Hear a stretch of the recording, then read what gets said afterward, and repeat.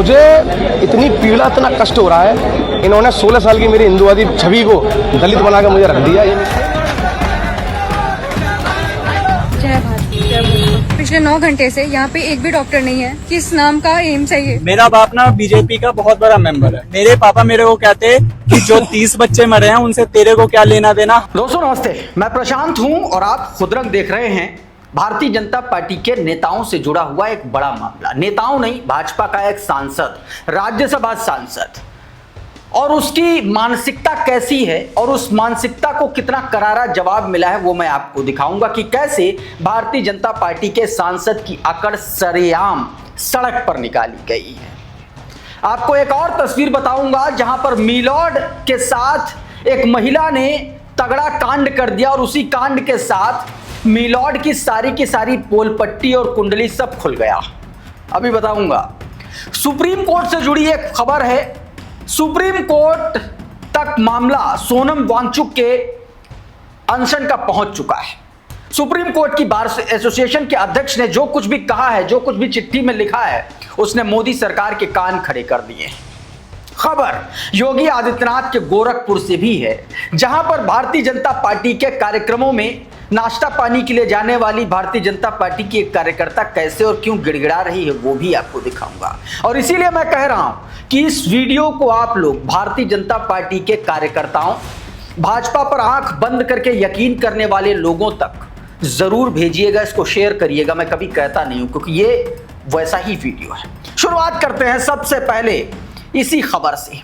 बहुजन समाज का भारतीय जनता पार्टी का एक कार्यकर्ता, नाम जो बताया जा रहा है कार्यकर्ता का, उसका मनीष नाम बताया जा रहा है भारतीय जनता पार्टी के कार्यकर्ता का। मनीष ने भाजपा में 16 साल दे दिए, लेकिन जब मनीष ने अपने काम का, अपने काम के हिसाब से अपनी बात सांसद महोदय के सामने रखी, राज्यसभा सांसद, और भाजपा राज्यसभा सांसदों को कैसे भेजती है, क्या ले दे करके भेजती है, ये बताने की जरूरत नहीं है। जब वहां पर जाकर के उस शख्स ने सांसद से गुहार लगाई तो सांसद ने उसको ऐसी अभद्रता, जातिगत बातें और जात सूचक शब्दों का इस्तेमाल किया, जिसके बाद में भारतीय जनता पार्टी के सांसद का सड़क पर तगड़ा इलाज हुआ है।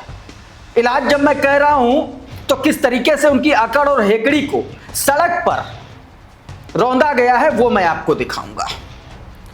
और एक और तस्वीर, सबसे पहले बयान आप सुनिए, खुद मनीष का बयान सुनिए, और जो सांसद है वो है नवीन जैन।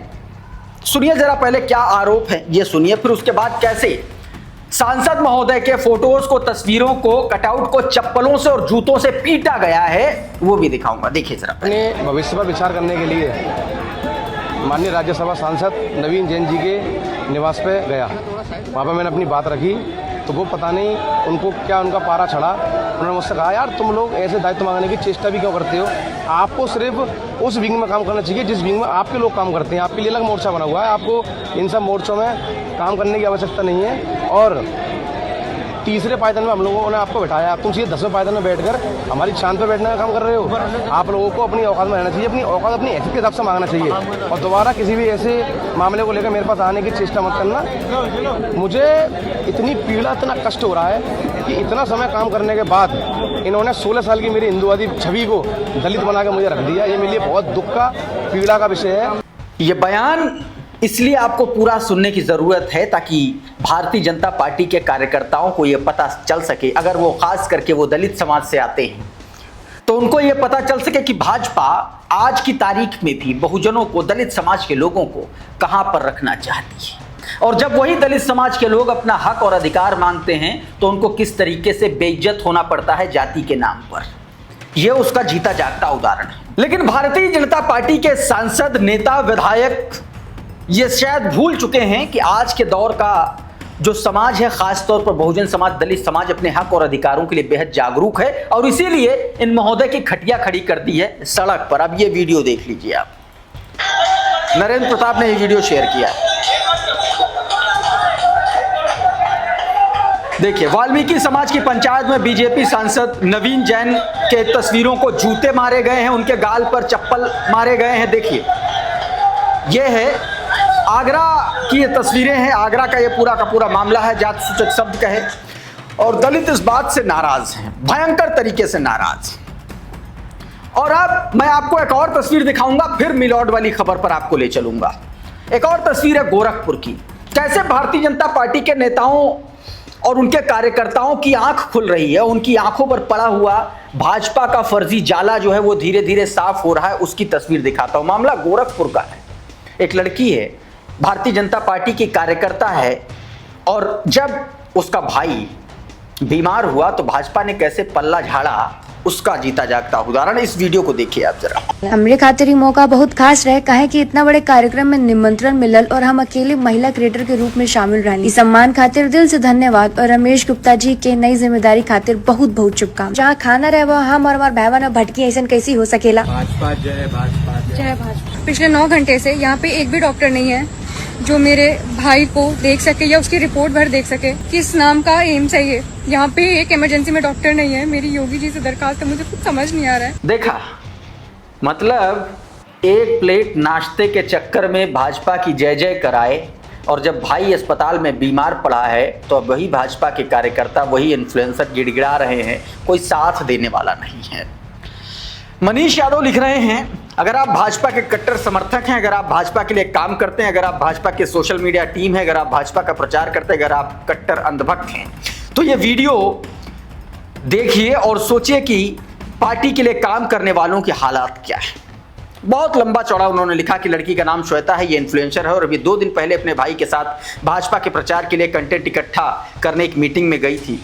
ठीक 2 दिन बाद इसका भाई का एक्सीडेंट हो गया और अपने भाई को लेकर के गोरखपुर एम्स गई, लेकिन वहां डॉक्टर ही नहीं था, जबकि 4 डॉक्टर की वहां नियुक्ति है। अब ये सिस्टम को कोस रही हैं, रो रही हैं, जबकि 2 दिन पहले ये भाजपा का प्रचार कर रही थी।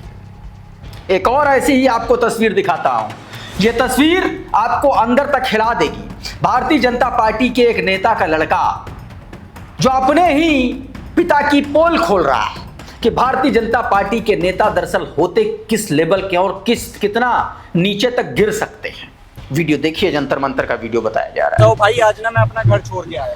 मेरा बाप ना बीजेपी का बहुत बड़ा मेंबर है, ठीक है, पॉलिटिशियन है। ये देख लो भाई, मैं खुद आरएसएस का मेंबर है। दिखाओ तो फिर भी आप इतना मेरे पापा मेरे को कहते कि मेरे पापा मेरे को कहते कि जो 30 बच्चे मरे हैं उनसे तेरे को क्या लेना देना, हमें क्या लेना देना है। तू घर में बैठ, तेरे पास पैसा है, तो लॉ की स्टडी, मैं लॉ की स्टडी कर रहा हूँ भाई, तू लॉ की स्टडी कर रहा है, अपनी स्टडी कंप्लीट कर, तू बाहर चले जाइए, तेरे को इन सब चीजों से क्या मतलब है। लेकिन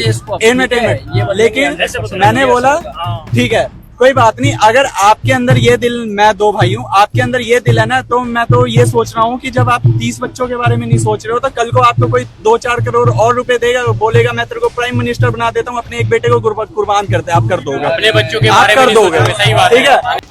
तो ये तस्वीर, अब मैं आपको मिलॉर्ड के कांड से जुड़ा हुआ एक मामला दिखाता हूं। सबसे पहले न्यूज 24 का ये वीडियो देख लीजिए, आपको सब कुछ समझ में आ जाएगा। देखिए, जज की कुर्सी पर काला जादू करने के आरोप में महिला गिरफ्तार।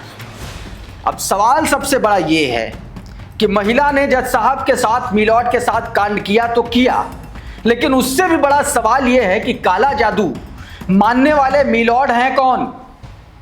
मतलब, और बड़ी बात यह है कि जज की कुर्सी पर बैठा हुआ एक शख्स अगर काले जादू जैसी फर्जी और वाहियात चीजों पर यकीन करता है और सीधे तौर पर वैज्ञानिक दृष्टिकोण के खिलाफ यह बात जाती है, तो सबसे पहला तो सवाल यही बनता है कि जज साहब को क्या उस कुर्सी पर बैठने का हक और अधिकार है भी या नहीं है, अगर इस खबर के दावे के हिसाब से बात करें तो।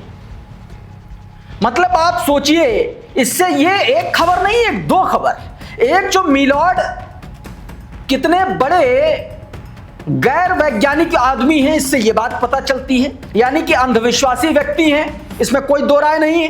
काला जादू पर यकीन करने वाला आदमी अंधविश्वासी हो सकता है, और अंधविश्वासी हुआ तो हुआ, और वो भी जज की कुर्सी पर बैठा हुआ। तो आप सोचिए, अगर उन जज साहब के जो फैसले होते होंगे वैज्ञानिक दृष्टिकोण से कितने सही होते होंगे, क्या उसमें अपना वो रेशनल जो एक जज साहब का जो टेम्परामेंट होता है, क्या होगा या नहीं होगा? सवाल तो इस पर भी उठने चाहिए। हालांकि हमारे देश में तो मिलॉर्ड को एक तरीके से बहुत बड़ा मान लिया जाता है, और इतना बड़ा मान लिया जाता है कि उनसे तमीजदार सवाल भी पूछने पर लोग 4 बार सोचते हैं, इसलिए सोचते हैं कि मिलॉर्ड का मामला है, कहीं मुकदमा न कराते हैं। लेकिन मिलॉर्ड जब खुद ही काले जादू पर यकीन करके बैठे हुए हैं, और अगर नहीं करके बैठे हुए हैं तो यह बात खबर आई कहां से कि जज की कुर्सी पर काला जादू किया और उसके आरोप में महिला हो गई गिरफ्तार। यह अपने आप में बड़ी खबर है। गिरफ्तारी तो कुछ भी नहीं है, जो है वो तो है ही। सबसे बड़ी खबर यह है कि क्या इस पर आज की न्यायपालिका में एक उच्च पद पर बैठने वाला व्यक्ति क्या इन सब पर यकीन करता है या नहीं करता, यह सबसे बड़ा सवाल है।